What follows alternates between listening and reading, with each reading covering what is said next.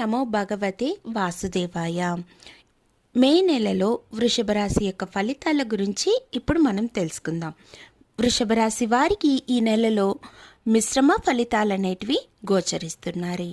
మీ పని చేసే ప్రదేశాల్లో అనగా మీ కార్యాలయాల్లో మీ పోటీదారులుగా ఉండే సభ్యులతో కొంచెం సవాళ్ళు ఎదుర్కొని మీరు కష్టపడి తద్వారా మంచి పేరు ప్రతిష్టలు తీసుకొచ్చుకొని ఆ తర్వాత గొప్ప స్థాయికి వెళ్ళడానికి ప్రమోషన్లు కూడా ఈ మాసం గొప్పగా ఉండబోతుంది. అలాగే కెరీర్ పరంగా మీకు చాలా అనుకూలంగా ఉన్న మాసంగా కూడా చెప్పవచ్చు.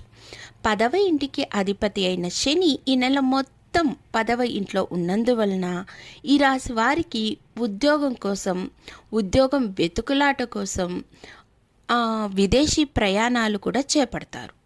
విదేశీ ప్రయాణాలు చాలా అనుకూలిస్తాయి.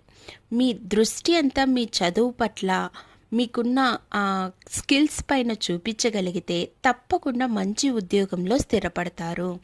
అలాగే ఈ రాశి వారికి చదువుకునే విద్యార్థుల వయసు చూసినట్లయితే గనక కొంచెం హెజ్జు తగ్గులుగా మీ మనసు గందరగోళంగా మారుతుంది. మీకున్న డౌట్స్ అనేటివి మీ ఫ్రెండ్స్తోనూ టీచర్స్తోనూ డిస్కస్ చేసి ఆ ప్రాబ్లమ్ని సాల్వ్ చేసుకున్నట్లయితే మనసు నిమగ్నమై ఏకాగ్రత అయితే పెంచుకోగలుగుతారు.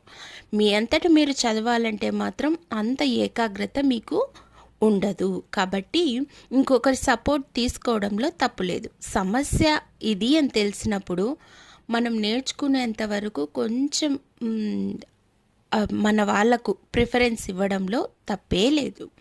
ఇంకా మీ యొక్క స్నేహితుల వయసు చూస్తే అందరూ సహాయం చేయడానికే మీకు ముందుకొస్తారు.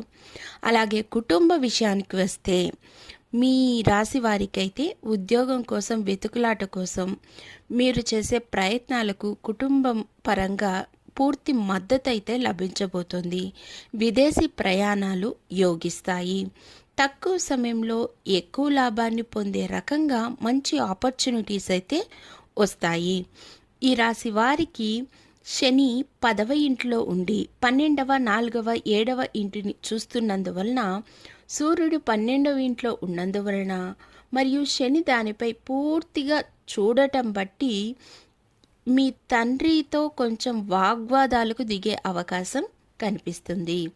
ద్వితీయ స్థానాధిపతి అయిన బుధుడు 11వ ఇంటికి కుజుడు రాహుతో ఉన్నందువలన కుటుంబ సభ్యులతో కొద్దిపాటి మాటలు యుద్ధమే జరిగే అవకాశం ఉంది.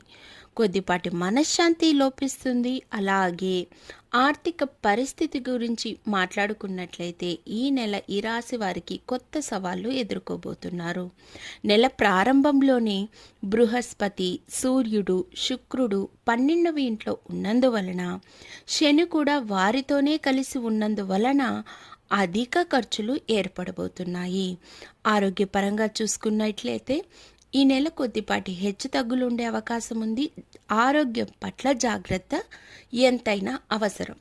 మాసం ప్రారంభంలోనే ఈ రాశి వారికి శుక్రుడు, సూర్యుడు మరియు బృహస్పతితో పాటు 12వ ఇంట్లో ఉన్నందువలన ఇంతవరకు ఏ హెల్త్ ఇష్యూస్ లేకుండా ఉన్నట్టుండి డయాబెటీస్ లాంటి లక్షణాలు కనపడే అవకాశం ఏజ్డ్ పర్సన్స్కి అయితే కనిపిస్తుంది.